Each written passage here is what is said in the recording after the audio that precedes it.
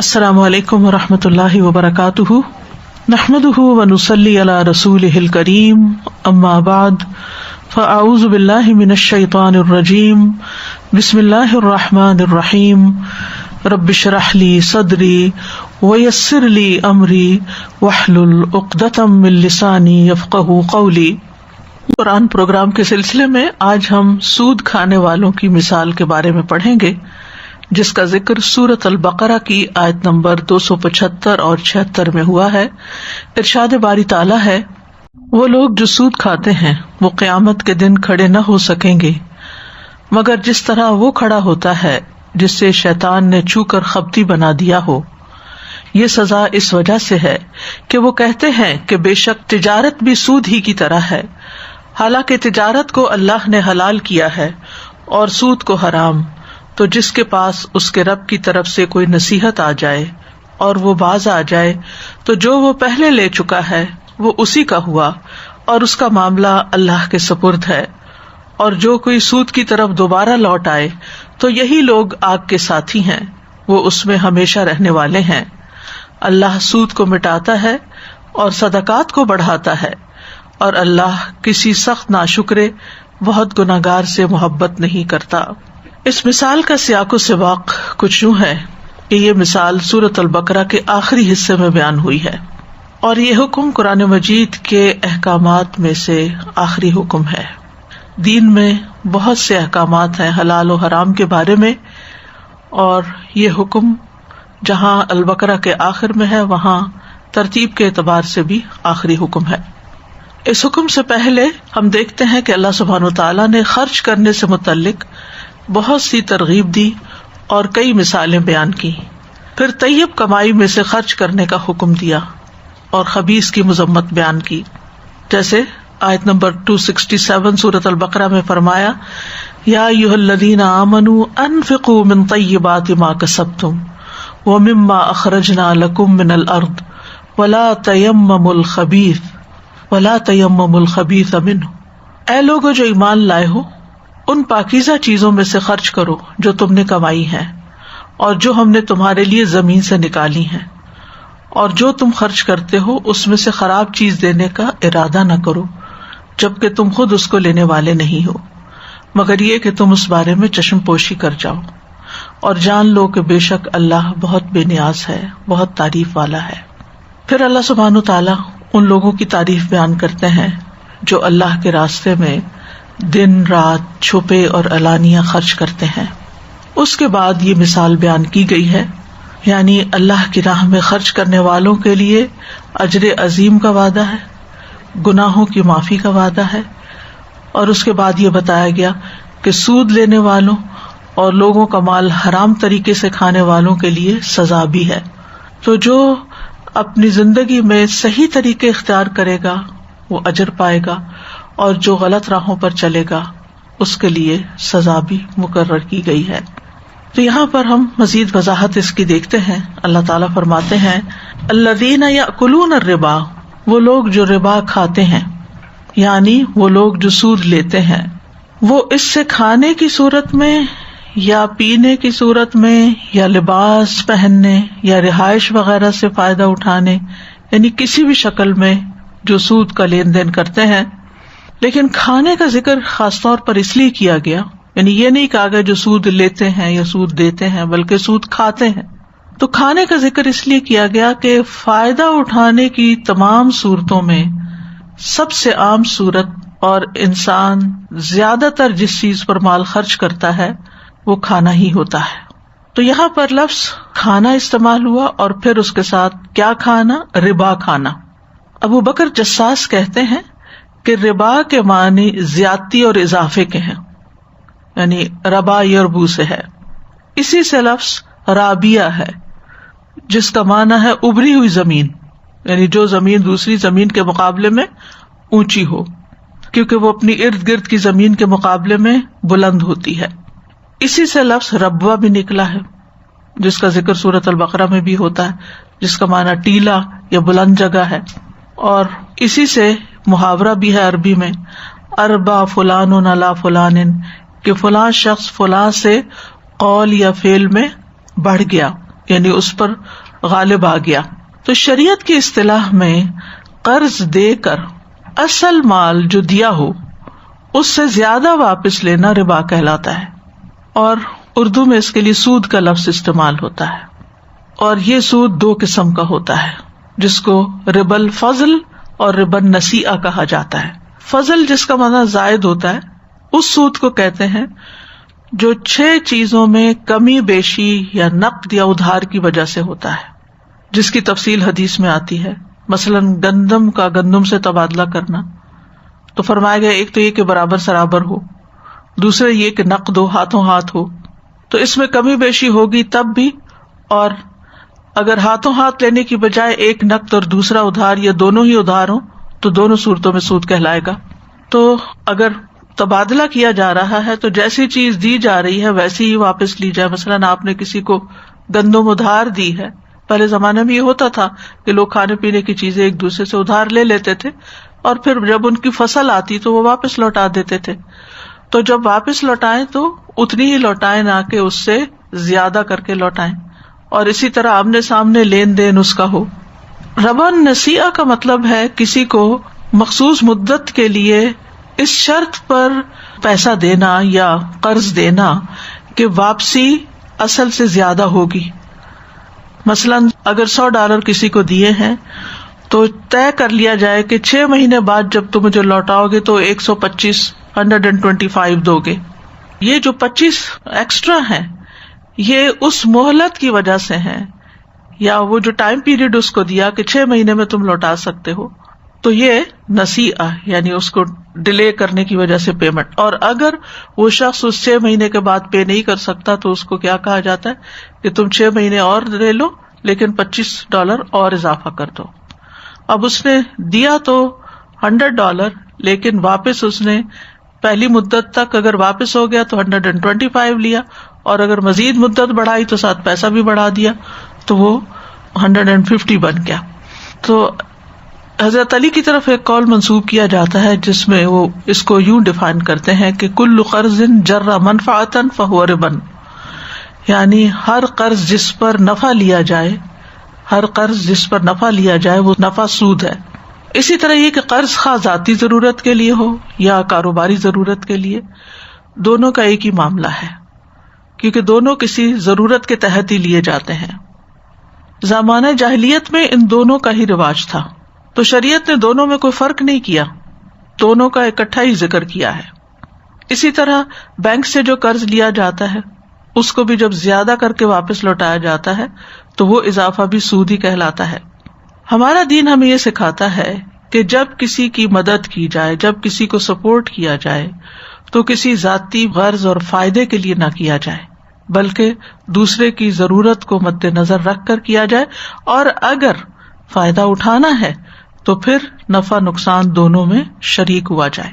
یعنی جس کو مزاربت کہتے ہیں، تجارت کہتے ہیں، کہ مثلاً ایک شخص کام کرے گا اور دوسرا شخص مال لگائے گا، تو اب جب اس کا منافع ہوگا تو وہ دونوں میں تقسیم ہو جائے گا، اور اس نے جو قرض دیا ہوا ہے اس کام کے لیے وہ اس کا باقی بھی رہے گا. ہاں اگر اس میں نقصان ہو گیا تو پھر نقصان میں بھی یہ شخص برابر کا شریک ہوگا. پھر اسی طرح نقد اور ادھار کی قیمت کا فرق جو ہے وہ بھی سود کہلاتا ہے. کہ مثلاً کسی کو کہتے ہیں کہ اگر یہ چیز تم کیش پر لے لو تو اتنے کی ہے، اور اگر تم اس کو قسطوں پر لو گے تو پھر اتنا زیادہ ہوگا. پھر اسی طرح ایک جنس کی چیز کا قیمت لگوائے بغیر تبادلہ کرنا بھی سود ہے. رسول اللہ صلی اللہ علیہ وسلم نے فرمایا سونا سونے کے بدلے میں خریدنا سود میں داخل ہے. یعنی پہلے اگر تعین ہو جائے، مثلا اگر آپ نے اپنا پرانا سونا دے کے کوئی نیا زیور خریدنا ہے اور آپ جیولر کے پاس جاتے ہیں تو پہلے آپ اپنے سونے کی قیمت لگوا لیں، تو وہ کہتے ہیں کہ اتنے $100 ہے مثلا، اور اب آپ کو کوئی چیز خریدنی ہے اور وہ بھی 100 کی ہی بن رہی ہے. سونا دیا، آپ نے سونا لے لیا، لیکن آپ نے پہلے اپنے سونے کی قیمت لگوا لی اور دوسرے سونے کی بھی قیمت لگوا لی، تو وہ ایک طرح سے قیمت کے بدلے قیمت ہو رہی ہے، نہ کہ سونے کے بدلے سونا. اگر یوں کیا جائے کہ صرف سونا دے کے کچھ سونا لے لیا جائے بغیر قیمت کے تعین کے، تو اس میں ظاہر ہے کہ ایک فریق کو فائدہ اور دوسرے کو نقصان ہو سکتا ہے، تو اس سے بھی منع کیا گیا. فرمایا مگر یہ کہ نقد بنقد ہو، گیہوں کے بدلے میں سود میں داخل ہے، مگر یہ کہ نقد بنقد ہو، کھجور کے بدلے میں، جو کے بدلے میں، مگر یہ کہ نقد بنقد ہو. اسی طرح سود کا ایک بڑا دروازہ کیا ہے؟ رسول اللہ صلی اللہ علیہ وسلم نے فرمایا جس نے اپنے کسی بھائی کی سفارش کی، یعنی اس کا کوئی کام کروایا اور پھر اس پر کوئی ہدیہ دیا، فَأَهْدَى لَهُ کا لفظ آتا ہے، تو اگر اس نے اسے قبول کر لیا تو یقیناً وہ سود کے دروازوں میں سے ایک بڑے دروازے میں داخل ہو گیا. یعنی اگر آپ کسی کے لیے محض سفارش کرتے ہیں فون پر یا ٹیکسٹ میسج کے ذریعے، اور پھر اس کے بعد وہ اس کا کام ہو جاتا ہے، اور جس کا کام آپ نے کر دیا وہ آپ کو لا کر اب کوئی اس کے بدلے میں چیز دیتا ہے، تو یہ درست نہیں ہے. ایسا ہدیہ لینا بھی درست نہیں ہے. یہ شفاعت یا یہ سفارش جو ہے فی سبیل اللہ ہونی چاہیے. ہاں اگر سفارش کرنے والے کا کوئی خرچ آ رہا ہے، مثال کے طور پر اس کو کوئی ٹکٹ خرید کے کہیں جانے کی ضرورت ہے، یا اس کے اوپر کوئی ایسی لائبلٹی آ رہی ہے کہ جس میں اس کو اپنا پیسہ لگانا پڑ رہا ہے، تو اس میں کچھ اگر دیا جائے تو وہ اور بات ہے. لیکن محض ایک یعنی سفارش کرنے یا صرف ایک زبان ہلانے یا ایک کسی کی مدد کرنے کے سلسلے میں کسی ضرورت مند سے فائدہ اٹھایا جائے تو یہ ہمارے دین میں درست نہیں ہے. اسی طرح ایک چیز کی دو قیمتیں لگانا، آپ نے فرمایا جس شخص نے ایک بیع میں دو بیع منعقد کر لی تو اسے کم تر کو اختیار کرنا ہوگا ورنہ سود ہو جائے گا. اگر اب دو تو اتنے کی اور تب دو تو اتنے کی ہے تو پھر کم تر والے کی طرف جانا ہوگا. فرمایا لا یقومون الا کما یقوم الذی یتخبطہ الشیطان من المس. لا یقومون نہیں کھڑے ہوتے یا نہیں کھڑے ہوں گے، مضارع ہے، دونوں معنی ہو سکتے. الا مگر یہ کہ کما یقوم جیسے کھڑا ہوتا ہے، الذی وہ شخص یتخبطہ الشیطان من المس جس کو شیطان چھو کر خبتی بنا دے. خبط کا لغوی معنی ہوتا ہے مارنا اور روندنا، اور غلط طریقے سے مارنا. جو اونٹنی لوگوں کو روند ڈالے، زمین پہ اپنے پاؤں مارے، اس کو ناقۃ خبوط کہتے ہیں. درخت سے جھاڑے ہوئے پتوں کو بھی خبط کہا جاتا ہے. پھر استعارے کے طور پر بادشاہ کے ظلم پر بھی خبط کا لفظ بولا جاتا ہے. درخت کے پتے کیسے جھاڑے جاتے ہیں؟ مار مار کے نا، کچھ چیز ماری جاتی ہے. تو ظالم بادشاہ کو بھی خبوط کہا جاتا ہے. تو یتخبط شیطان کا مطلب کیا ہے کہ شیطان کا آدمی کو نقصان پہنچانا، خصوصاً اس کے دماغ پر حملہ آور ہونا. اور کئی احادیث اور آیات سے یہ بات ثابت ہے. شیطان کا کچوکا لگانا جیسے استحاضہ کے سلسلے میں آتا ہے، غصہ دلانا جو بھی شیطان کی طرف سے ہوتا ہے، بہکا کر حیران چھوڑ دینا، تکلیف یا بیماری میں مبتلا کر دینا، جیسے حضرت ایوب علیہ السلام نے کہا تھا انی مسنی الشیطان بنصب وعذاب، بھلوا دینا چیزوں کو. وما انسانیہ الا الشیطان ان اذکرہ، جیسے قرآن میں آتا ہے. وسوسے ڈالنا، من شر الوسواس الخناس. تو یہ شیطان کے مختلف طریقے ہیں جن کے ذریعے وہ انسان کو نقصان پہنچاتا ہے. اور مس کا لفظی معنی ہوتا ہے ہاتھ سے ٹٹولنا، کسی چیز کو چھونا، لیکن پھر یہ مجازی معنوں میں بھی استعمال ہوتا ہے. یعنی مسکم الضر، تمہیں کسی تکلیف نے چو لیا، یعنی اس کا یہ مطلب نہیں اس سے آ کے ہاتھ مارا، مطلب یہ کہ وہ تمہارے جسم کو لاحق ہو گئی، تم اس کو محسوس کرے. کیونکہ جب آپ اپنا ہاتھ کسی چیز پر رکھتے ہیں، اپنے جسم کے دوسرے حصے پر، اپنے پر یا کسی پر، تو وہ اس کو محسوس کرتا ہے. تو اسی طرح ہاتھ سے کسی چیز کو ٹٹولنے کے لیے بھی استعمال ہوتا ہے. پھر بطور استعارہ کسی جن کے چمٹنے اور مجنون ہونے کے لیے بھی استعمال ہوتا ہے. مس الشیطان، یعنی عربی میں مس کہتے ہیں اس کو جب شیطان انسان کو چمٹ جاتا ہے اور اس کو مجنون یا دیوانہ بنا دیتا ہے، اور وہ اپنے آپ میں نہیں رہتا، وہ بہکی بہکی باتیں کرتا ہے، یا کوئی اور پرسنالٹی بن جاتا ہے، کسی اور پرسنالٹی میں ڈھل جاتا ہے، آواز بدل جاتی ہے بعض اوقات. اس کی کئی علامات ہوتی ہیں، یعنی وہ آپے سے باہر ہو جاتا ہے، وہ شخص نہیں رہتا. جیسے غصہ بھی کسی کو دلایا جائے تو آپ دیکھیں وہ شخص، وہ عقل مند شخص نہیں رہتا، آپے سے باہر ہو جاتا ہے.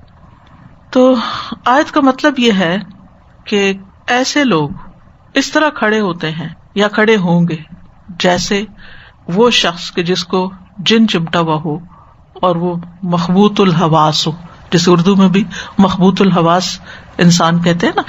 کھڑے ہوتے ہیں کا نظارہ آپ اسٹاک ایکسچینج میں دیکھیں کہ کس طرح وہ آوازیں دے رہے ہوتے ہیں اور کس طرح چیخ چلا رہے ہوتے ہیں، اور بالکل اس قسم کی حرکات کرتے ہیں کہ انسان حیران ہو جاتا ہے. عمومی طور پر علماء نے اس کا معنی کیا کیا ہے کہ قیامت کے دن جب وہ اپنی قبر سے اٹھے گا تو اس وقت اس کا یہ حال ہوگا کہ جیسے اس کو کسی نے دیوانہ کر رکھا، یعنی پاگلوں جیسی حرکتیں کر رہا ہوگا. اور ہمیں ایک دعا بھی سکھائی گئی ہے کہ اللہ موت کے وقت ہمیں شیطان کے خبط سے محفوظ رکھے. وَأَن يَتَخَبَّطَنِيَ الشَّيْطَانُ عِندَ الْمَوْتِ، کہ موت کے وقت وہ میرا دماغ نہ پھیر دے کہ مجھے لا الہ الا اللہ بھول جائے یا میں بہکی بہکی باتیں کرنے لگوں. کیونکہ آپ نے دیکھا ہوگا کہ جو مختلف لوگوں کے تجربات ڈاکیومنٹ کیے گئے ہیں موت کے وقت کے، تو مختلف لوگ مختلف طرح کی باتیں کر رہے ہوتے ہیں، اور عام طور پر وہ وہی باتیں اس وقت کر رہے ہوتے ہیں جن چیزوں میں دلچسپی رکھتے ہیں.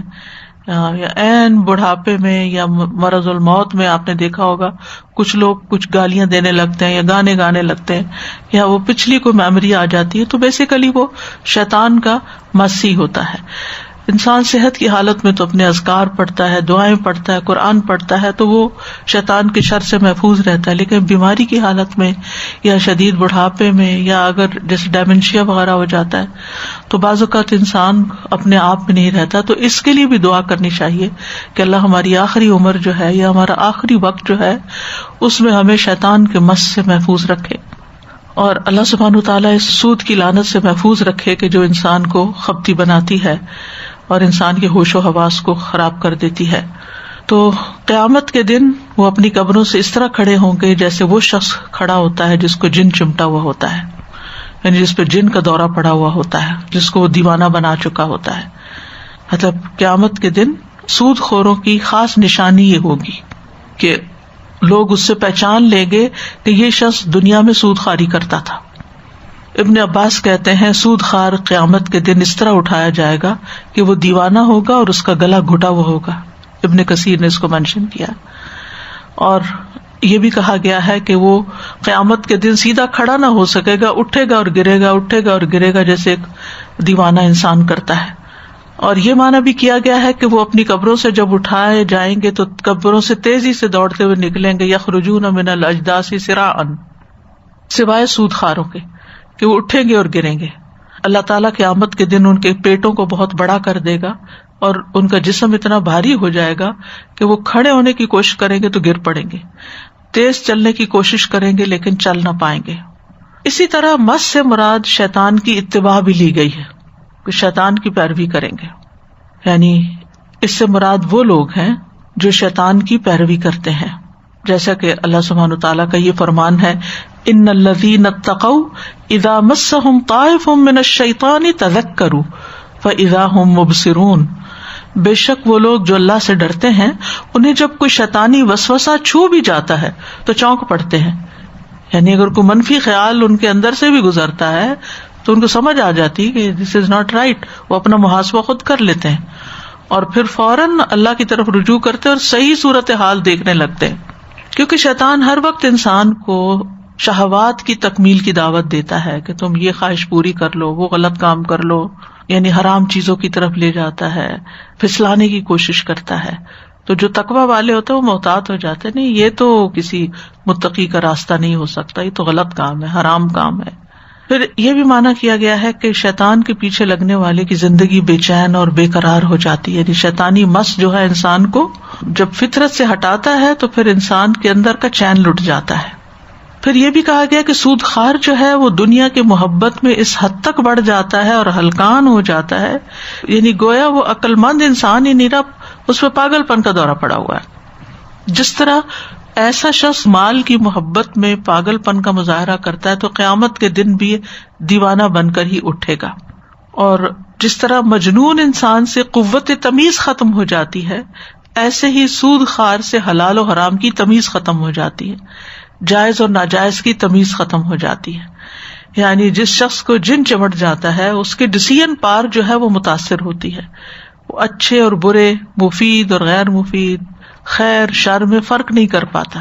تو سود خار کا بھی یہی حال ہوتا ہے کہ اس کو وہ تمیز نہیں رہتی، یعنی ان کی عقلیں سلب ہو جاتی ہیں، دیوانوں جیسی حرکتیں کرنے لگتے ہیں اور ان کے رویے نارمل نہیں رہتے، ان کے اندر سے انسانیت کا احساس ختم ہو جاتا ہے. بعض لوگ اس بات کا انکار کرتے کہ یہ کیسے ممکن ہے کہ شیطان انسان کے جسم میں داخل ہو جائے یا شیطان انسان کے اوپر حاوی ہو جائے، لیکن یہاں اس آیت میں جو مثال دی گئی ہے اس سے واضح طور پر پتہ چلتا ہے کہ یتخبطہ الشیطان من المس، یعنی شیطان یا جن جو ہے وہ انسان کو مس کر کے خبتی بنا سکتا ہے، اس کے اوپر حاوی ہو سکتا ہے جب وہ کمزور پڑتا ہے۔ یہاں وجہ بتائی گی کہ ایسا کیوں ہوتا ہے، فرمایا ذالک بانہم قالوا انما البیع مثل الربا، یہ اس وجہ سے کہ وہ کہتے ہیں کہ تجارت بھی سود ہی کی طرح ہے، یعنی جاہلیت میں بھی لوگ تجارت اور سود کو ایک ہی سمجھتے تھے، وہ اپنے لیے حلال سمجھتے تھے، یعنی جب مقروض سے مال واپس لینا ہوتا تو وہ زیادہ لیتے اور اگر وہ نہیں دے سکتا تھا تو مزید بڑھا دیتے۔ تو کہتے کہ جیسے تجارت میں فائدہ ہوتا ہے اسی طرح ہم اپنے مال پر فائدہ حاصل کرتے ہیں۔ تو یہاں انہوں نے تجارت اور سود کے فرق کو نہیں سمجھا ہوتا، جس کی وجہ سے وہ ہٹ دھرمی کے ساتھ ان دونوں چیزوں کو ایک ہی سمجھتے ہیں، حالانکہ دونوں کے درمیان فرق ہے۔ اور ان میں سے سب سے بڑا اور بنیادی فرق یہ ہے کہ ایک کو اللہ نے حلال قرار دیا ہے وَأَحَلَّ اللَّهُ الْبَيْعَ، اور دوسرے کو حرام وَحَرَّمَ الرِّبَا کہا ہے۔ تو دونوں برابر کیسے ہو سکتے ہیں کہ جس کو اللہ حلال کر دے اور جس کو اللہ حرام قرار دے دے، تو حلال اور حرام تو برابر نہیں ہو سکتے۔ اور یہ فرق بھی ہوتا ہے کہ تجارت میں تو نفع بھی ہوتا ہے، نقصان بھی ہوتا ہے، جبکہ سودی قرض لینے والے کو نقصان تو ہوتا ہی نہیں ہے، ہر حال میں نفع ہوتا ہے، اور بعض اوقات نفع پر نفع ہوتا چلا جاتا ہے، نفع بڑھتا چلا جاتا ہے۔ تو سود جو ہے ظلم اور مفت خوری کی ایک بدترین مثال ہے۔ پھر فرمایا وَأَحَلَّ اللَّهُ الْبَيْعَ وَحَرَّمَ الرِّبَا، اللہ نے تجارت کو حلال قرار دیا اور ربا کو حرام قرار دیا۔ اللہ سبحانہ وتعالیٰ نے مومنوں کو تجارت پر اکسایا ہے اور اس کو اپنا فضل قرار دیا ہے، جیسا کہ سورۃ الجمعہ میں آتا ہے فَإِذَا قُضِيَتِ الصَّلَاةُ فَانتَشِرُوا فِي الْأَرْضِ وَابْتَغُوا مِن فَضْلِ اللَّهِ، جبکہ اس سے پہلے جب جمعے کی اذان ہو جائے تو کیا کرو، اذا نودی للصلاۃ من یوم الجمعۃ فسعوا الی ذکر اللہ وذروا البیع، بیع چھوڑ دو، تجارت چھوڑ دو، ذالکم خیر لکم ان کنتم تعلمون۔ لیکن اس کے بعد جب جمعہ ادا ہو جائے تو پھر کیا ہے، پھر دوبارہ تجارت میں مشغول ہو جاؤ، یعنی اپنا کام کاج کرو، حتیٰ کہ عبادت کے دن بھی اپنے کام کو جاری رکھنا عبادت ادا کرنے کے بعد یہ پسندیدہ ہے۔ تجارت انبیاء کی سنت رہی ہے۔ رسول اللہ صلی اللہ علیہ وسلم نے فرمایا کسی انسان نے کبھی اس سے بہتر کھانا نہیں کھایا جو خود اپنے ہاتھوں سے کما کر کھاتا ہے، اور بے شک اللہ کے نبی داؤد علیہ السلام بھی اپنے ہاتھ سے کام کر کے کھایا کرتے تھے۔ کسی شخص نے نبی صلی اللہ علیہ وسلم سے سب سے افضل کمائی کے بارے میں پوچھا تو آپ نے فرمایا مقبول تجارت اور انسان کا اپنے ہاتھ سے محنت مزدوری کرنا، یعنی افضل کمائی کیا ہے، بزنس کرنا، اور اگر بزنس نہیں کر سکتے تو اپنے ہاتھ سے محنت مزدوری کوئی کرنا، کوئی اسکل سیکھنا، کوئی ہنر اختیار کرنا، اس طرح کا کوئی پیشہ اختیار کرنا۔ پھر فرمایا فمن جاءہ موعظۃ من ربہ فانتہی فلہ ما سلف، جس کے پاس اس کے رب کی طرف سے کوئی نصیحت آ جائے پھر وہ رک جائے نصیحت سننے کے بعد، تو جو پیچھے ہو چکا لین دین ایسی غلط کام اللہ تعالیٰ کے ذمہ ہے اس کو معاف کرنا یا اس کا بدلہ لینا یا جو بھی، وہ پھر امید ہے کہ معاف ہو جائے گا، یعنی پیچھے جو ہو چکا سو ہو چکا، فلہ ما سلف۔ سدی کہتے ہیں اس کا مطلب یہ کہ سود کی حرمت سے پہلے لیے گئے سود کا حکم بیان کیا جا رہا ہے کہ حرام ہونے کے بعد جو پہلے یہ لے چکا ہے اب اس سے واپسی کا مطالبہ نہیں کیا جائے گا، اس کا معاملہ اللہ کے سپرد ہے، اب وہ کتنی توبہ کرتا ہے، کتنا نادم ہے اپنے غلط کرنے پر، اس کے مطابق اللہ تعالیٰ اس کا فیصلہ کرے گا کہ اس نے جو کچھ کیا وہ اس کو جائز حلال سمجھ کے کیا یا اس نے غلطی کی اور اس پر وہ شرمندہ ہے۔ اب یہ ہے کہ اگر کوئی شخص حرمت کو جانتا ہے اور جان بوجھ کے غلط کام کرتا ہے تو اس کا معاملہ بھی پھر اللہ کے حوالے ہے، اللہ ہی دلوں کے حال جانتا ہے اور لوگوں کے مسائل کو جانتا ہے، لیکن بہرحال اللہ سبحانہ وتعالیٰ نے اس کو اپنے ذمے لیا ہے، وَأَمْرُهُ إِلَى اللَّهِ، اس کا معاملہ اللہ کے ذمے ہے، یعنی اس کا محاسبہ کرنا، اس کا بدلہ لینا، اس کو معاف کرنا یا سزا دینا، یہ سب کچھ اللہ تعالیٰ کے اختیار میں ہے، اور اس کو توبہ کی توفیق دینا یا اس کو سزا دینا یہ سب کچھ اللہ کا فیصلہ ہے۔ وَمَنْ عَادَ، اور جو پھر لوٹ آئے، یعنی توبہ کرے پھر دوبارہ کام وہی شروع کر دے. فَأُولَٰئِکَ أَصْحَابُ النَّارِ هُمْ فِيهَا خَالِدُونَ، تو یہ آگ والے ہیں جس میں وہ ہمیشہ رہیں گے. یعنی نصیحت آنے کے باوجود بھی وہ اب توبہ نہ کرے، اپنے غلط کام سے نہ رکے، تو پھر ان کا انجام یہ ہے. یہ یاد رکھیے کہ خلود فی النار جو ہے کبیرہ گناہوں پر، وہ غیر مسلموں کے لیے ہے. جو لا الہ الا اللہ پڑھتا ہو اس کے لیے ہمیشہ کے لیے کبیرہ گناہ بھی ہوں، جیسے کہ خوارج کا کہنا تھا کہ کبیرہ گناہ کا مرتکب کافر ہو جاتا ہے اور وہ کافروں کی طرح جہنم میں ہمیشہ رہے گا. تو دوسری احادیث سے پتہ چلتا ہے کہ ایسا نہیں ہے، لیکن بہرحال اگر توبہ کیے بغیر مر جاتا ہے تو پھر یہ سزا اس کی بتائی گئی. پھر فرمایا یمحق اللہ الربا، اللہ سود کو مٹاتا ہے، یعنی اللہ سبحانہ و تعالی سود سے نفرت کرتا ہے اور اس کو یعنی دور کرتا ہے، اس کو کم کرتا ہے. محاق یا یمحق، محق کا مطلب ہوتا ہے آہستہ آہستہ گھٹانا، یعنی تھوڑا تھوڑا کر کے اس کو کم کر دینا، اور مراد یہ کہ بالآخر اس کو ختم کر دینا. کیونکہ ایسے ٹرانزیکشن میں اور ایسے کاموں میں جب لوگ الجھے ہوئے ہوتے ہیں تو یکسر ایک دم سب کچھ ختم کرنا بعض اوقات ممکن نہیں ہوتا. تو بہرحال اللہ سبحانہ وتعالیٰ چاہتا یہی ہے کہ الٹیمیٹلی اس کو ختم کر دیا جائے. یاد رکھیے کہ سودی مال سے کیا ہوا صدقہ جو ہے وہ بھی باطل ہے. قیامت کے دن اللہ تعالیٰ اس کو باطل کر دے گا، اس پر کوئی ثواب نہیں ہوگا بلکہ الٹا گناہ ہوگا. دوسرا یہ کہ سودی مال میں برکت نہیں ہوتی. اللہ تعالیٰ اس مال کی برکت، یمحق اللہ اور ربا میں کیا آتا ہے، اس کی برکت ختم کر دے گا اور اس کے ساتھ آخرت میں اس کو عذاب دے گا.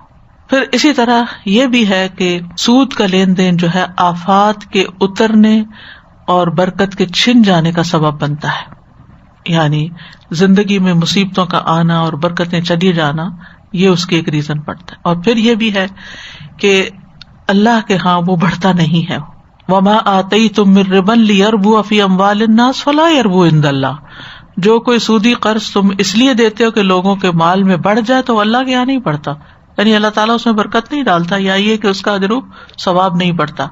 یہاں یہ یاد رکھیے کہ مال میں ہر طرح کا اضافہ حرام نہیں ہے، صرف مال پر مال کا اضافہ حرام ہے. اگر تجارت میں وہ پیسہ لگایا گیا ہے اور اس پر کوئی نفع لیا جا رہا ہے تو وہ منع نہیں ہے. کیونکہ اسی طرح اگر کوئی شخص مکان لے کر کرائے پر دیتا ہے تو وہ کرایہ لینا بھی سود میں نہیں آتا، کیونکہ وہ مال پر مال نہیں بڑھ رہا.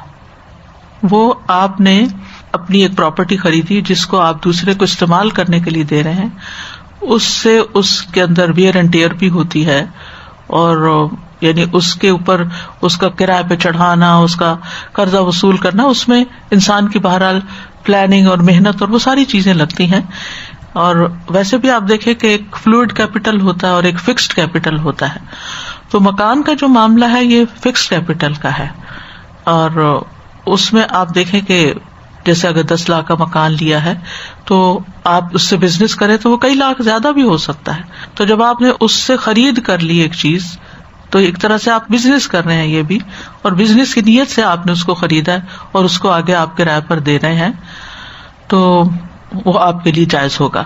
پھر فرمایا وَيُرْبِ الصَّدَقَاتِ، اور وہ صدقات کو بڑھاتا ہے، سود کو ختم کرنا چاہتا ہے اور صدقات کے مال میں اضافہ کرنا چاہتا ہے. صدقات میں اضافہ کرتا ہے، اس کا ایک معنی یہ کیا گیا کہ صدقے کی وجہ سے مال میں اضافہ ہوتا ہے. جیسے قرآن مجید میں بھی آتا ہے نا کہ جو تم دیتے ہو اللہ تعالیٰ اس کو اور بڑھا دیتا ہے.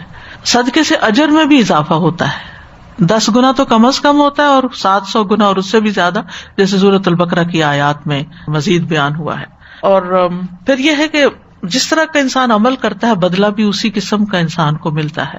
جس مال میں سے وہ صدقہ کرتا ہے اس مال کی برکت بڑھ جاتی ہے، اللہ تعالیٰ پیچھے سے اور لے آتا ہے. فَهُوَ يُخْلِفُهُ. پھر یہ کہ اللہ سبحانہ تعالیٰ ہمدردی کے جذبات معاشرے کے اندر بڑھانا چاہتا ہے، جبکہ سود خوار جو ہے اس کے برعکس لوگوں پہ ظلم کرتا ہے، غیر شرعی طریقے سے لوگوں کا مال لیتا ہے. تو اس کی سزا کیا ہے کہ اس میں برکت بھی نہ ہو اور اس کا مال تباہ بھی ہو جائے. تو احسان کرنے والا شخص جو ہوتا ہے وہ بندوں پر احسان کرتا ہے، اور اللہ تعالیٰ محسنین سے محبت کرتے ہیں. صدقہ کرنے والا محسن ہوتا ہے اور اللہ تعالیٰ محسنین سے محبت کرتا ہے. اور ان رحمت اللہ قریب من المحسنین، اللہ کی رحمت محسنین کے بڑے قریب ہوتی ہے. پھر اسی طرح جو صدقہ ہم کرتے ہیں وہ اللہ تعالیٰ کے ہاں بڑھتا رہتا ہے، حتیٰ کہ ایک کھجور جو ہے وہ ایک پہاڑ کی طرح ہو جاتی ہے. اللہ تعالیٰ اس کو باقاعدہ پالتے ہیں، بڑھاتے ہیں، جیسے کوئی اپنے بچھیرے یا اونٹ کے بچے کو پالتا ہے. پھر صدقہ جو ہے وہ اللہ تعالیٰ کے ہاں محفوظ ہو جاتا ہے. یعنی آپ نے بظاہر کسی کو دیا، اس نے استعمال کر لیا، آپ کو تو کچھ نہیں ملا، لیکن وہ جو وہاں اس کو دیا وہ اللہ کے ہاں ڈپازٹ ہو گیا. یعنی آپ ایک ایسے بینک میں ڈپازٹ کر رہے ہیں کہ جس کو نقصان کا کوئی اندیشہ ہی نہیں. یرجون تجارتا لن تبور ان الذین یتلون کتاب اللہ واقاموا الصلاۃ وانفقوا مما رزقناہم سرا وعلانیۃ یرجون تجارتا لن تبور. چھپے کھلے جو اللہ کے راستے میں خرچ کرتے ہیں وہ ایسی تجارت کر رہے ہیں کہ جس میں گھاٹا ہے ہی نہیں، فائدہ ہی فائدہ ہے، نفع ہی نفع ہے. اور قیامت کے دن خرچ کی ہوئی چیز 700 گنا واپس لوٹائی جائے گی، اور کچھ کی تو اس سے بھی زیادہ. رسول اللہ صلی اللہ علیہ وسلم نے فرمایا جس نے اللہ کی راہ میں کوئی چیز خرچ کی اس کے لیے اس کا 700 گنا لکھا جاتا ہے. ایک اور روایت میں آتا ہے کہ ایک آدمی نے اللہ کے راستے میں ایک اونٹنی صدقہ کی جس کی ناک میں نکیل بھی پڑی ہوئی تھی، تو رسول اللہ صلی اللہ علیہ وسلم نے فرمایا قیامت کے دن یہ شخص 700 اونٹنیاں لے کر آئے گا جن کی ناک میں نکیل پڑی ہوگی. یعنی اللہ تعالیٰ کے ہاں وہ کئی گنا زیادہ بڑھ جائے گا. واللہ لا يحب كل کفار اثیم، اور اللہ تعالیٰ کسی سخت ناشکر گناہگار سے محبت نہیں کرتا. کفار کا ایک معنی ہے نعمت چھپانے والا، یعنی جو شخص اللہ کی نعمتوں کو چھپاتا ہے، اظہار ہی نہیں کرتا تاکہ لوگ اس سے مانگ ہی نہ لیں، یا یہ کہ نعمتوں کا انکار کرتا ہے کہ میرے پاس تو کچھ نہیں ہے، ہمارے تو اپنے حالات بڑے خراب ہیں. کچھ لوگوں کو آپ دیکھیں گے کہ ان کے پاس ملینز ہوتے ہیں، اور جب آپ بات کرو وہ مسئلے سنانے بیٹھ جاتے ہیں. آپ ان سے کسی پروجیکٹ میں کوئی مدد مانگ لو، ان کو صدقے پر ابھارو تو وہ اپنے 10 مسائل بیان کریں، یا ویسے بھی آپ ان سے ملاقات کرو، ویسے چاہے زیورات سے لدے ہوئے ہوں لیکن ان کے منہ سے شکوے ختم ہی نہیں ہوتے. اس کے برعکس کچھ لوگ ایسے ہوتے ہیں کہ جو شاید ہر روز کماتے ہیں اور ہر روز کا کمانا بھی ان کا پورا ہوتا ہے، اور اگر ان سے پوچھو تو کہتے ہیں اللہ کا دیا بہت کچھ ہے، اللہ کا شکر ہے. انہیں تھوڑے پہ بھی، قلیل پہ بھی راضی ہوتے ہیں، اور شکر ہوتا ہی یہی ہے کہ انسان قلیل پر بھی خوش رہے اور راضی رہے. تو کفار کا دوسرا معنی ہے کثرت سے ناشکری کرنے والا، فعال کے وزن پر ہے، اور اسیم فعیل کے وزن پر ہے. یعنی اسیم کا ایک معنی کیا گیا ہے کہ رات کو گناہ کرنے والا، اور دوسرا یہ ہے کہ ایسا کام بکثرت کرتا ہے جس کی وجہ سے وہ گناہگار ہوتا ہے. تو یہاں سود کھانے والوں کی حالت کا حقیقی نقشہ بیان کیا گیا ہے، اور ان کی دنیا میں دائمی پریشانی اور بے قراری اور ان کے لالچ اور ان کے خدشات اور وسوسے اور آخرت سے غافل ہونا، اس کا یہاں ذکر ہے. کیونکہ اپنے انجام سے وہی غافل ہوتا ہے نا جو پاگل ہوتا ہے، جس کے اندر تھوڑی سی بھی عقل ہو، وہ اپنا فیوچر قربان نہیں کرتا دنیا کے مزے کے لیے، دنیا کے فائدے کے لیے. تو جو شخص بھی سود لینے والوں کی حرکات کا مشاہدہ کرے تو اس کو یہ ساری علامتیں وہاں نظر آئیں گی، یا جس کے اندر بھی مال کی حرص ہو اس کے اندر یہ ساری چیزیں جو ان آیات میں بیان ہوئی ہیں ان کا مشاہدہ کر سکتا ہے. تو اللہ تعالیٰ نے ایک مثال کے ذریعے یہ بات واضح کر دی ہے. تو اس مثال سے جو باتیں ہمیں پتہ چلتی ہیں ان میں سب سے پہلی تو یہی کہ سود لینا دینا جو ہے وہ حرام ہے، اور یہ ناقابل معافی گناہ ہے. اور احادیث میں واضح طور پر اس کے بارے میں آتا ہے. رسول اللہ صلی اللہ علیہ وسلم نے فرمایا تم ایسے گناہوں سے بچو جو معاف نہیں کیے جاتے. یعنی کچھ گناہ ایسے ہوتے ہیں کہ جو ہم گناہ کر بیٹھتے ہیں اور اس کے بعد نیکی کرتے ہیں تو ان الحسنات یذہبن السیئات، ساتھ ساتھ مٹتے چلے جاتے ہیں. لیکن سود کا معاملہ ایسا ہے کہ جو اس طرح معاف نہیں ہوتا. ایک روایت میں آتا ہے جن گناہوں کا کفارہ نہیں ہوتا. جس نے جو چیز خیانت کی قیامت کے دن اس کے ہمراہ لایا جائے گا. انا للہ و انا الیہ راجعون. اور سود کھانے والے کے بارے میں کہا کہ جس نے سود کھایا وہ اس کی وجہ سے قیامت کے دن دیوانہ اور بدحواس اٹھایا جائے گا. پھر آپ صلی اللہ علیہ وسلم نے یہی آیت پڑھی الذین یأکلون الربا، یعنی جو اس میں مثال بیان کی گئی ہے. پھر اسی طرح سود سے منسلک ہر شخص پر لعنت بھی کی گئی. سنن ابن ماجہ کی روایت ہے اللہ کے رسول صلی اللہ علیہ وسلم نے سود کھانے والے، اس کے کھلانے والے، اس کی گواہی دینے والے، اس کا معاملہ لکھنے والے سب پہ لعنت فرمائی ہے. یہ سب لوگ سود میں برابر کے شریک ہیں. صحیح مسلم کی روایت ہے جابر رضی اللہ عنہ کہتے ہیں رسول اللہ صلی اللہ علیہ وسلم نے سود کھانے والے، کھلانے والے، لکھنے والے، اس پہ گواہ بننے والے سب پر لعنت کی ہے، اور فرمایا یہ سب گناہ میں برابر کے شریک ہیں.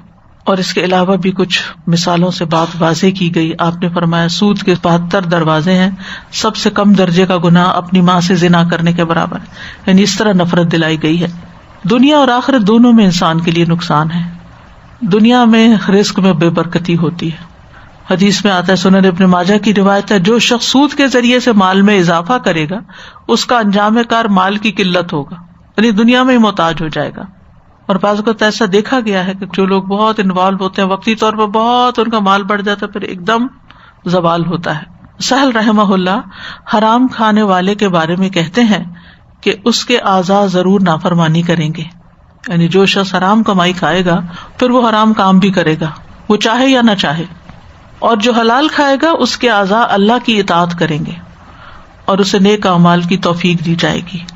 بعض سلف صالحین کہتے ہیں اگر آپ عبادت میں ایسے قیام کریں جیسے ستون گاڑا ہوا ہوتا ہے تو اس کا بھی کوئی فائدہ نہیں جب تک آپ یہ خیال نہ کریں کہ آپ کے پیٹ میں کیا جا رہا ہے، یعنی آپ کا کھانا حلال ہے یا حرام ہے. بڑی بڑی نیکیاں کر لیں لیکن اگر آپ جو کھا رہے ہیں وہ حرام کا ہے تو نیکیاں بھی ضائع ہو جاتی ہیں. پھر یہ دعاؤں کی قبولیت کے راستے میں رکاوٹ ہے، انسان کی دعائیں نہیں سنی جاتی. حرام مال سے صدقہ کرنے میں نیکی کی بجائے گناہ ملتا ہے. پھر اسی طرح رسول اللہ صلی اللہ علیہ وسلم نے فرمایا جب کسی بستی میں زنا اور سود ظاہر ہو جاتا ہے تو وہ اپنے لیے اللہ کے عذاب کو حلال کر لیتے ہیں، یعنی طرح طرح کی آفتیں آ سکتی ہیں. پھر اس آیت سے شیطان کے مس کا اثبات ہوتا ہے کہ شیطان انسان کے اوپر حاوی ہو سکتا ہے، خپتی بنا سکتا ہے. ابن قیم نے زاد المعاد میں شیطان کے مس کرنے کی حالت کو بیان کیا ہے. وہ کہتے ہیں کہ اس صورت میں جو انسان پہ دورہ پڑتا ہے تو اس کو وہ مرگی قرار دیتے ہیں، اور یہ دو طرح کا ہوتا ہے. اگر آپ نے سنا ہو مرگی کا مرض تو کہتے ہیں یہ بھی شیطان کے مس کی وجہ سے ہوتا ہے. ایک ہے اعصابی مرگی، یعنی اعصاب کے کھچاؤ کی وجہ سے انسان کے اوپر ایک دورہ پڑتا ہے تو ڈاکٹرز اس کو پہچان لیتے ہیں اور وہ دوائیوں سے اس کا علاج کرتے ہیں تو علاج ہو جاتا ہے.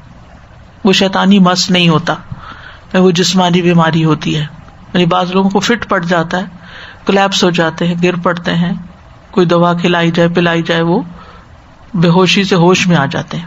وہ دوسری قسم کا جو دورہ ہوتا ہے وہ شیطان کی وجہ سے ہوتا ہے، جن کی وجہ سے ہوتا ہے، اور وہ بھی مرغی کی شکل کا ہوتا ہے، جیسے منہ سے جھاگ وغیرہ بہنے لگتی ہے، جھٹکے لگنے لگتے ہیں یا آنکھیں پھر جاتی ہیں.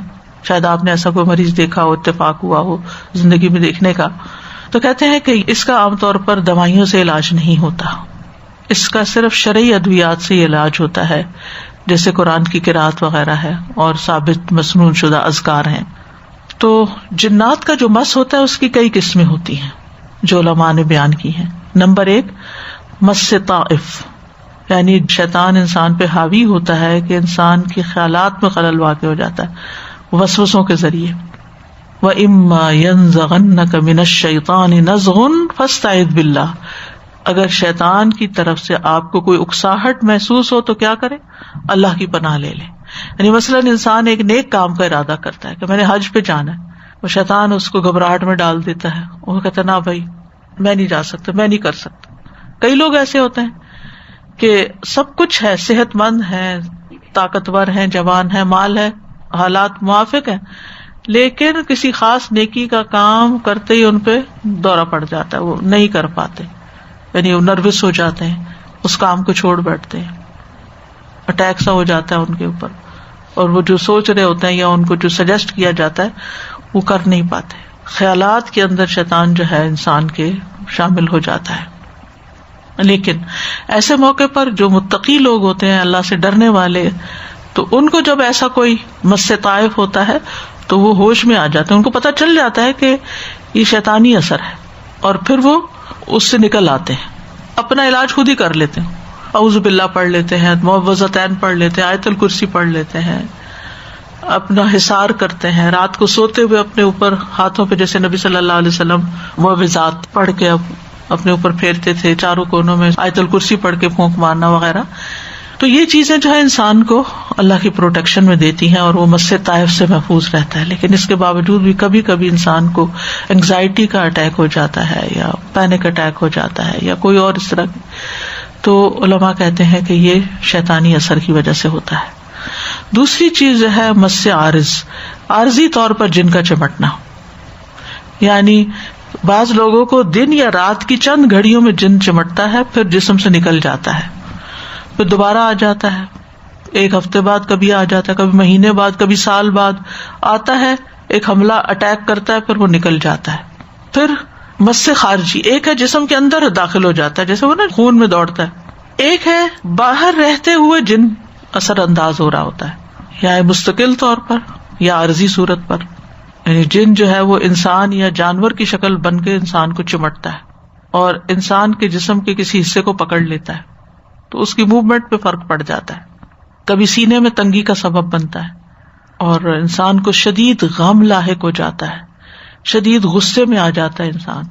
اس کو مختلف بیماریوں کا نام دیا گیا ہے, جیسے بعض کہتے ہیں کہ بائی پولر ہے, تو اس کا بھی علماء کہتے ہیں کہ اس قسم کی بیماری کہ ویسے بڑا نارمل انسان ہے, کام کاج کرتا ہے, سب اچھا ہے, لیکن کیا ہوتا ہے کہ اچانک اس کے اوپر ایسا دورہ پڑتا ہے کہ وہ چیزیں توڑنے لگتا ہے, بدتمیزی اور بد اخلاقی پہ اتر آتا ہے, اور پھر جب وہ ٹھیک ہوتا ہے پھر سوری بھی کرنے لگ جاتا ہے. تو یعنی شیطان انسان کا دشمن ہے, تو انسان کے اوپر وہ اثر انداز ہو جاتا ہے اس طریقے سے. اور بعض اوقات نیند کے اندر شیطان اس کے ایسا کنٹرول کرتا ہے کہ وہ ہل جل نہیں سکتا, بول نہیں سکتا. اس شیطان کو جاثوم کہتے ہیں. جاثوم نہ چیخ سکتا ہے, نہ بول سکتا ہے, ایسا لگتا ہے شل ہو گیا ہے, نہ سائڈ بدل سکتا ہے, نہ کچھ کر سکتا ہے, کہ جیسے کوئی بوجھ پڑ گیا انسان کے اوپر. کبھی انسان کے اوپر ایسی پونک مارتا ہے کہ انسان کی نیند اڑ جاتی ہے, انسان سو نہیں سکتا یا ڈیپ سلیپ میں نہیں جا سکتا. کبھی انسان کے زخمی ہونے یا اس کو ضرب لگنے کا سبب بھی بن جاتا ہے. ایسے لگتا ہے جیسے کسی نے دھکا دے دیا ہو, گرا دیا ہو باقاعدہ. پچھلے دنوں کسی بچی کے اسی طرح کے تکلیف کے بارے میں سنا کہ وہ سیڑھیاں اتر رہی تھی تو ایک دم سلپ ہو گئی, کہ جیسے کسی نے دھکا دیا اور وہ گرتے گرتے نیچے آ گئی. بعض اوقات انسان اچھا بھلا چل رہا ہوتا ہے, اچانک اس کو ایسی ٹھوکر لگتی ہے کہ وہ اس کو سمجھ نہیں آتی کہ کوئی ایسی بظاہر نہ چیز اٹکنے والی تھی, نہ ہی کوئی اور بات تھی. تو اس طرح کی بھی حرکتیں شیطان باہر سے کرتے ہیں. کسی کے ساتھ بھی ہو سکتا ہے اگر انسان نے دعائیں نہیں پڑھی, حصار نہیں کیا اپنا. بعض اوقات جن جو ہے وہ اس طرح نظر آنے لگتا ہے کسی خوبصورت عورت یا مرد کی شکل میں, اور وہ دوسرے فریق سے بدکاری کا مطالبہ کرتے ہیں کہ ہمارے ساتھ غلط کام کرو. تو ایسے مریض پر جب رقیہ پڑھا جاتا ہے تو نیت یہ ہونی چاہیے کہ اللہ تعالیٰ شیطان کو دور کر دے اور مریض کو محفوظ کر دے, اور اگر کوئی جادو ہے تو اس کو باطل کر دے. یعنی جادو کے ذریعے بھی یہ چیزیں کروائی جاتی ہیں. یعنی بعض عامل جو ہوتے ہیں وہ ایسے جنات کو بھیجتے ہیں باقاعدہ کہ جاؤ اس کے اوپر حملہ آور ہو. پچھلے دنوں ایک کہانی پڑھ رہی تھی یا میں سن رہی تھی, مجھے یہ بھی یاد نہیں. بہرحال اس کا خلاصہ یہ تھا کہ ایک نیک عورت تھی, تو کسی عامل کے پاس کوئی گیا اور اس سے کہا کہ اس کے اوپر تم جادو کرو, اور اس نے ہر کوشش کی, جنات بھیجے, سب کچھ کیا, اس پہ کوئی اثر نہیں ہوا. پھر اس نے کہا میرے سے یہ نہیں ہوتا, تم فلاں عامل کے پاس جاؤ, وہ مجھ سے بڑا ہے. وہ اس کے پاس گیا, اس نے بھی کیا, تیسرے چوتھے, آخری والے نے کہا کہ مجھ سے بڑا کوئی عامل نہیں ہے, ہم اس کے اوپر قابو نہیں پا سکتے. پھر جب انویسٹیگیٹ کیا گیا کہ آخر کیا چیز تھی کہ اس عورت کے اوپر اتنے حملے کیے گئے لیکن کوئی حملہ کامیاب نہیں ہوا, تو پتہ چلا کہ وہ دن یا رات کے حصے میں سورۃ البقرہ پڑھتی تھی. تو جو سورۃ البقرہ کا پڑھنا ہے حدیث میں بھی آتا ہے کہ جادوگر اس پر قابو نہیں پا سکتے, تو یہ بالکل سچی بات ہے. تو سورۃ البقرہ کو اپنی زندگی میں شامل کر لینا چاہیے تحفظ کا ذریعہ, اور اسی صورت میں یہ مس شیطان کا ذکر ہے. تو ایسا اگر مس کسی کو ہو تو اس پر رقیہ پڑھنا جو ہے وہ فائدہ دیتا ہے. بعض مس سے متعدی بھی ہوتے ہیں, کنٹیجیس ہوتے ہیں, یعنی جن چمٹنے کا عمل متعدی ہوتا ہے. ایک مریض سے نکالتے ہیں راکی, وہ نکل کے کسی اور کے اندر گھس جاتا ہے. جو آس پاس بیٹھے ہوتے ہیں یا جو گھر والے ہوتے ہیں وہ کسی اور کمزور کو دیکھتا ہے اور اس کو پوزیس کر لیتا ہے. تو اس لیے اگر کسی کو جن پڑا ہوا تو اس کے قریب نہیں جانا چاہیے, خواہ مخواہ اس کو نظارہ نہیں کرنا چاہیے. اگر آپ نے اپنا تحفظ نہیں کیا ہوا تو آپ کسی کا علاج مت کریں, کیونکہ یہ بھی ہو سکتا ہے کہ وہ اس سے نکل کے آپ پہ حملہ آور ہو جائے. اسی طرح اگر آپ نے کسی کو دم کرنا ہے, کیونکہ بعض لوگ آپ کے پاس آتے ہیں مجھے دم کر دیجیے, آپ بڑی گڈ ول کے ساتھ, اخلاص کے ساتھ اس کو کہتے ہیں چلو میں تم پہ دم کر, اور آپ نے اپنے اوپر کوئی پڑا ہی نہیں ہوتا پہلے, تو وہ کیا ہوتا ہے, وہ جو اس کے اوپر حملہ ہوا ہوا تھا وہ نکل کے آپ کے اوپر اٹیک ہو جاتا ہے. کبھی بھی حفاظت کی دعاؤں کے بغیر کسی کو دم نہ کریں. پہلے اپنے اوپر معوذتین پڑھ کے اپنا حصار کریں, پھر اس کے بعد دوسرے کو کریں. خاص طور پر اگر آپ کو پتا ہو کہ کوئی جناتی شرارت ہے. صبح شام کا پڑا ہوا بھی ٹھیک ہے, لیکن اس وقت کرنے سے پہلے پھر اپنے اوپر، یعنی جیسے آپ معوذتین پڑھ رہے ہیں، کسی کو دم کرنے لگے، پہلے پڑھ کے اپنے اوپر کر لیں، پھر اس کے بعد دوسرے کو، یا لا الہ الا اللہ وحدہ لا شریک لہ 100 دفعہ اگر آپ نے پڑھا ہوا تو یہ مس سے متعدی بھی ہوتا ہے، کبھی اس کے دوست کو، کبھی اس کی بیوی کو، کبھی اس کے بچوں کو، یعنی کسی اور کے اوپر حملہ آور ہو جاتا ہے. بعض اوقات ایسا ہوتا ہے کہ جیسے والدین نیک لوگ ہیں، دیندار ہیں، وہ لوگوں کا علاج کرتے رہتے ہیں، رقیہ ان پہ پڑھتے رہتے ہیں، اب کیا ان کے بچے اس طرح کے دیندار نہیں ہیں، اب وہ جنات جو ہیں وہ نکل کے، جو ان کا جن نکال رہا ہے اس کے اوپر تو وہ کنٹرول نہیں کر پاتے، وہ جا کے ان کے بچوں پہ پڑ جاتے ہیں. اسی لیے بعض اوقات آپ نے دیکھا ہوگا کہ بعض انتہائی نیک قرآن پڑھنے والے، پڑھانے والے جو لوگ ہوتے ہیں، ان کے بچے ایسے اثرات سے متاثر ہوئے ہوئے ہوتے ہیں کہ وہ ان کو بہکا رہے ہوتے ہیں یا ان کے اوپر شر ڈال رہے ہوتے ہیں. تو جب حصار کریں تو اپنا اور بچوں کا بھی کریں، اور ان کو بھی بچپن سے ہی دعائیں پڑھنے کا سکھائیں تاکہ متعدی مس جو ہے اس سے محفوظ رہیں. پھر اسی طرح یہ ہے کہ ایک مس وہمی بھی ہوتا ہے، یعنی اس میں انسان کو وہم ہو جاتا ہے کہ مجھے جن چمٹ گیا. جب ایک تندرست انسان جن والے شخص کو دیکھتا ہے تو اس کے ساتھ گل مل کے رہتا ہے، تو وہ اس کی حرکتیں دیکھ کے بعض اوقات کوئی اس سے ملتی جلتی چیز اس کے ساتھ ہو رہی ہے، کہتے مجھے بھی ہو گیا جن، اور اس طرح کے اس کو وسوسے آنے لگتے ہیں، اس کو وہم ہو جاتا ہے، اور خواہ مخواہ میں وہ اپنے آپ کو بیمار تصور کرنے لگتا ہے اور اس کی عقل بھی مخبوط ہو جاتی ہے. تو ایسی صورت میں انسان کو اس وہم سے نکل آنا چاہیے اور اپنے اوپر رقیہ پڑھنا چاہیے. بعض اوقات ایسے لوگوں پر جب رقیہ پڑھا جاتا ہے تو وہ چیخنے چلانے لگتے ہیں اور انسان سمجھتا ہے کہ یہ کیا ہو گیا. کئی دفعہ ایسے بھی ہوتا ہے، رقیہ کسی ایک شخص پہ پڑھا جا رہا ہوتا ہے اور مجلس میں کسی اور شخص کے اوپر مصیبت آ جاتی ہے. شاید آپ نے سنا ہو یا آپ نے تجربہ بھی کیا ہو اس چیز کا کہ بعض اوقات ایک شخص کسی مریض کو لے کے جاتا ہے اور راکی جو ہے وہ مریض کے اوپر رقیہ پڑھ رہا ہوتا ہے، اور جو لے کے گیا وہ بھی بے ہوش ہو جاتا ہے. یہ باتیں میں اس لیے بتا رہی ہوں کہ یہ کامن تجربات اور مشاہدات کی چیزیں ہیں. اگر پہلے سے انسان کو پتا ہو تو انسان فوری علاج بھی کر لیتا ہے. تو شیطان جو ہے اس نے قسم کھائی تھی کہ میں انسان کے مال اور اولاد میں شمولیت اختیار کروں گا. یہ بھی مس کے دلائل میں سے. اللہ تعالیٰ نے اس کو پھر آزادی دی تھی. وَاسْتَفْزِزْ مَنِ اسْتَطَعْتَ مِنْهُمْ بِصَوْتِكَ وَأَجْلِبْ عَلَيْهِمْ بِخَيْلِكَ وَرَجِلِكَ وَشَارِكْهُمْ فِي الْأَمْوَالِ وَالْأَوْلَادِ وَعِدْهُمْ وَمَا يَعِدُهُمُ الشَّيْطَانُ إِلَّا غُرُورًا. تو ان میں سے جس کو اپنی آواز کے ساتھ بہکا سکتے ہو بہکا لو، ان پہ اپنے سوار پیادے چڑھا لو، مال اور اولاد میں ان کا حصہ دار بن جاؤ، ان سے وعدے کرتے جاؤ، اور جو وعدے بھی شیطان ان سے کرتا ہے وہ دھوکا ہے، یعنی شیطان کے وعدے دھوکے پر مبنی ہیں.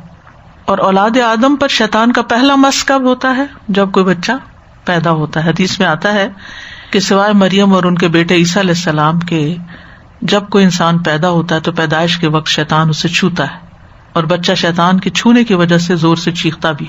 تو حضرت عیسیٰ اور ان کی والدہ پر کیوں نہیں ہوتا؟ کیونکہ ان کی والدہ نے کہا تھا، حضرت عیسیٰ کی نانی نے، انی اعیذھا بک وذریتھا من الشیطان الرجیم. اور شیطان اولاد آدم کو ہانکتا بھی ہے اور وہ کہتا ہے کہ لأحتنکن ذریتہ الا قلیلا، میں ان کی اولاد کو ہر صورت جڑ سے اکھاڑ دوں گا سوائے تھوڑے لوگوں کے.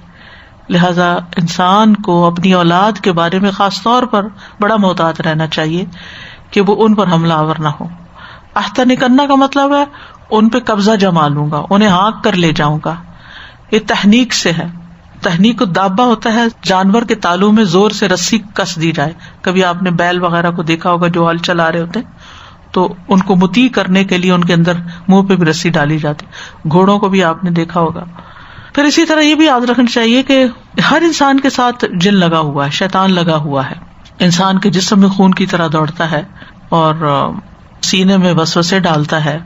قتادہ کہتے ہیں انسان کے سینے میں شیطان کی اسی طرح تھوتنی ہوتی ہے جیسے کتے کی تھوتنی ہوتی ہے.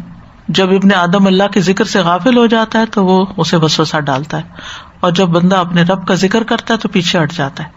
اس لیے اگر آپ بہت زیادہ وسوسوں کا شکار ہیں تو معوذتین آیت الکرسی پڑھ کر خصوصاً اپنے گریبان میں پھونک دیا کریں تاکہ سینہ اور یہ دل اور یہ ساری چیزیں جو ہے اس سے محفوظ ہو جائیں. کبھی شیطان انسانی شکل میں بھی نظر آتا ہے، جیسے حضرت ابو ہریرہ کو نظر آیا تھا جب صدقے کے مال کی وہ حفاظت کر رہے تھے. پھر یہ کہ شیطان انسان کے ہر کام میں دخل دیتا ہے. کھانے کے وقت اس کے کھانے میں شریک ہوتا ہے، اسی طرح سوتے وقت اس کے گھر میں داخل ہو جاتا ہے، اور یعنی بستر کو جھاڑ کے جو سونے کا حکم دیا گیا وہ بھی اسی وجہ سے ہے کہ نہیں معلوم کہ اس سے پہلے شیطان اس میں گھسا ہوا ہو یا کچھ بھی، اور وہ رات کو سوتے ہوئے تکلیف دے۔ نماز میں وسوسے ڈالتا ہے جس کا ہم سب کو اچھی طرح اندازہ ہے، قرات میں خلل ڈالتا ہے، قرات بھولنے لگتی ہے، پھر بچوں کے ذریعے کاموں میں شریک ہو جاتا ہے، یعنی بچوں کے اوپر اثر کرتا ہے، پھر وہ آگے آپ کے کاموں میں دخل دیتے ہیں۔ بچے چونکہ اذکار خود نہیں کرتے، اگر آپ ان کے اوپر دم وغیرہ نہیں کرتے، جیسے نبی صلی اللہ علیہ وسلم حضرت حسن حسین پہ کرتے تھے، اعوذکما بکلمات اللہ التامات من شر کل شیطان وہامۃ وعین اللامۃ، تو پھر ان کو وہ اعلی کار بن جاتے ہیں۔ آپ کھانے لگے وہ چیخنے لگتے ہیں، آپ نماز پڑھنے لگے وہ بلا وجہ رونا شروع کر دیتے ہیں، آپ کوئی نیکی کا کام کریں وہ آپ کے پاؤں کی زنجیر بننے لگتے ہیں، آپ کو ایسے رستوں سے پریشان کرتے ہیں کہ آپ کو گلٹی محسوس ہوتا ہے کہ شاید میں نے ان کے حق میں کوئی کمی کر دی ہے۔ تو مختلف طریقے سے شیطان بچوں کے ذریعے آپ کے اوپر حملہ آور ہوتا ہے تاکہ آپ نیکی کے کاموں سے ہٹ جائیں۔ پھر اسی طرح یہ کہ جب شیطان انسان کے اوپر حملہ آور ہوتا ہے، اس کے جسم میں داخل ہوتا ہے اور دورے وغیرہ انسان کو پڑنے لگتے ہیں، تو اس کے جو حملے ہوتے ہیں اس سے بچنے کے لیے انسان کو دعائیں آنی چاہیے۔ ایک بہت خوبصورت دعا ہے، اعوذ بوجہ اللہ العظیم الذی لیس شیء اعظم منہ وبکلمات اللہ التامات التی لا یجاوزہن بر ولا فاجر وباسماء اللہ الحسنی کلہا ما علمت منہا وما لم اعلم من شر ما خلق وذرأ وبرأ۔ یہ مطلب امام مالک میں حدیث آتی ہے کہ کعب الاحبار نے کہا اگر میں چند کلمات نہ پڑھتا تو یہودی مجھے گدھا بنا دیتے، کیونکہ یہود کے یہاں بھی جادو بہت تھا۔ لوگوں نے پوچھا وہ کلمات کیا ہیں، تو انہوں نے پھر یہ کلمات بتائے۔ ایک دفعہ سرکش جنوں اور شیطانوں نے نبی صلی اللہ علیہ وسلم پر بھی حملہ کیا تھا اور آپ نے ان کو پکڑ لیا تھا، نماز کی حالت میں ہی ان کو پکڑ لیا، آپ نے ہاتھ آگے بڑھایا، اور ان میں سے ایک ایسا شیطان بھی تھا جس کے ہاتھ میں آگ کا شعلہ تھا اور وہ رسول اللہ صلی اللہ علیہ وسلم کے چہرے کو جلانا چاہتا تھا۔ تو آپ دیکھیں جنہوں نے اللہ کے رسول صلی اللہ علیہ وسلم کو نہیں چھوڑا وہ آپ کو کہاں چھوڑیں گے، اس لیے بہت ضروری ہے کہ آپ دعائیں پڑھتے رہیں۔ حدیث میں آتا ہے، سلسلہ صحیحہ کی حدیث ہے کہ جب وہ شیطان آگے آ رہا تھا تو نبی صلی اللہ علیہ وسلم کے پاس جبریل آ گئے اور کہا اے محمد کہیے۔ آپ نے فرمایا کیا کہوں؟ انہوں نے کہا یہ دعا پڑھے، اعوذ بکلمات اللہ التامات التی لا یجاوزہن بر ولا فاجر من شر ما خلق وذرأ وبرأ ومن شر ما ينزل من السماء ومن شر ما يعرج فيها ومن شر ما ذرأ في الارض وبرأ ومن شر ما يخرج منها ومن شر فتن الليل والنهار ومن شر كل طارق الا طارقا يطرق بخير يا رحمن۔ اسی طرح یہ ہے کہ نبی صلی اللہ علیہ وسلم نے ایسے مجنون لوگوں کا علاج بھی کیا ہے۔ رسول اللہ صلی اللہ علیہ وسلم کے ساتھ کچھ لوگ جا رہے تھے، وہ کہتے ہیں کہ ہم ایک جگہ پانی کی جگہ پہنچے، ایک عورت اپنے لڑکے کو لے کے آپ کے پاس آئی، اس لڑکے پہ دیوانگی تاری تھی۔ نبی صلی اللہ علیہ وسلم نے لڑکے کی ناک پکڑ کر کہا نکل جاؤ، میں محمد الرسول اللہ ہوں۔ اس کے بعد ہم نے آگے کا سفر پورا کیا۔ جب واپسی میں ہم اس آبادی کے پاس سے گزرے تو نبی صلی اللہ علیہ وسلم نے اس عورت سے بچے کا حال دریافت کیا۔ اس نے کہا اس ذات کی قسم جس نے آپ کو حق کے ساتھ بھیجا ہے، ہم نے آپ کے بعد اس بچے میں کوئی بیماری نہیں دیکھی۔ اور یہ علاج ایک متین ہاشمی صاحب ہوتے تھے، انہوں نے ہمیں بتایا تھا، اور یہ بڑا ہی مفید علاج ہے کہ کبھی کسی کے اندر ایسی کوئی کیفیت آپ دیکھیں اور اسی طرح ناک پکڑ کے آپ کہیں نکل جاؤ یہاں سے، میں تمہیں حکم دیتا ہوں، میں انسان ہوں اور تم شیطان ہو، تمہارا مجھ پہ کوئی زور نہیں، نکل جاؤ یہاں سے۔ تو اس طرح بھی فائدہ ہوتا ہے، نکل جاتے ہیں۔ اگر کسی گھر میں محسوس ہو کوئی آوازیں آ رہی ہیں، بعض لوگ خوف زدہ ہو جاتے ہیں، کوئی شکل بعض اوقات نظر آتی ہے، بعض اوقات کچھ چیزیں گمنے لگتی، تو اس وقت بھی انسان کو دعائیں پڑھنے کے علاوہ یہ عمل بھی کرنا چاہیے کہ جو کوئی یہاں ہے نکل جائے یہاں سے۔ تو اب کرنے کے کام یہ ہے کہ انسان حلال طریقے اختیار کرے، حرام سے بچے، کیونکہ حرام کے ذریعے شیطان انسان پہ مسلط ہوتا ہے۔ تھوڑا حلال زیادہ بہتر ہے زیادہ حرام سے۔ حلال کما کے انسان اپنے دین اور عزت کی اور اپنی آخرت کی حفاظت کرے۔ جو کمائی حلال نہیں وہ خبیث ہے، اس لیے رزق میں پاک دامنی اختیار کریں، حرص اور لالچ سے بچیں، ناحق مال کھانے سے بچیں، کیونکہ یہ جو حرص ہے یہ انسان کے لیے بہت سی نقصان دہ چیزوں کا باعث ہے۔ نبی صلی اللہ علیہ وسلم نے فرمایا 2 بھوکے بھیڑیے جو بکریوں میں چھوڑ دیے جائیں وہ اتنا نقصان نہیں دیتے جتنا کسی انسان کا مال کے لیے حریص ہو جانا، یعنی اس کے دین میں نقصان دیتا ہے۔ تو قناعت کی ضد ہے حرص نا، تو انسان کو جو ملا ہے اس پر قناعت کرے، اپنی ضروریات پر استعمال کرے، راحت اور تعیش میں نہ پڑے. یعنی مادی ساز و سامان کی 3 کیٹیگریز ہوتی ہیں. ایک ہے ضرورت کا سامان، نیسیسٹی جو ہوتی ہے انسان کی، اور ایک ہے راحت کا کمفرٹ لیول، اور ایک ہے تعیش، عیش و عشرت، یعنی جس کو آپ کہہ سکتے ہیں لگژری. نیسیسٹی، کمفرٹ اور لگژری میں فرق ہے. تو جب انسان کی اگر یعنی نیسیسٹیز پوری ہو رہی ہیں حلال سے، تو صرف کمفرٹ کی خاطر حرام کی طرف نہ جائے اور لگژری کی خاطر حرام کی طرف نہ جائے، قناعت کا رویہ اختیار کرے. پھر اسی طرح یہ ہے کہ اخلاص اختیار کرے، کیونکہ مخلص بندوں پر شیطان حملہ آور نہیں ہو سکتا. نمازوں کی پابندی کریں، طہارت کا اہتمام کریں، کیونکہ شیطان جو ہے وہ نجس چیزوں کو پسند کرتا ہے اور نجس جگہوں پر ہوتا ہے. ذکر جو ہے وہ شیطانی حملوں سے بچانے کا ذریعہ ہے. صبح شام کی دعاؤں کی پابندی کریں، اپنے گھروں کو قرآن سے آباد کریں، مغرب کے وقت گھروں سے بچوں اور چوپایوں کو باہر نہ نکالیں، اللہ کا نام لے کر دروازے بند کریں، گھر کو شیطانی چیزوں سے پاک کریں، جیسے گھنٹیاں ہیں، میوزک ہے، کتا ہے، تصویر ہے، مجسمے ہیں. پھر روزمرہ کے کاموں میں شیطان کی مخالفت کریں. شیطان بائیں ہاتھ سے کھاتا ہے، آپ دائیں ہاتھ سے کھائیں، چیزوں کا لین دین وغیرہ. اور اللہ سے دعائیں مانگتے رہیں کہ اللہ تعالیٰ ہمیں محفوظ رکھے، ہمیں حلال عطا کرے. اللہم انی اسألک علما نافعا ورزقا طیبا وعملا متقبلا. اللہم اکفنی بحلالک عن حرامک واغننی بفضلک عمن سواک.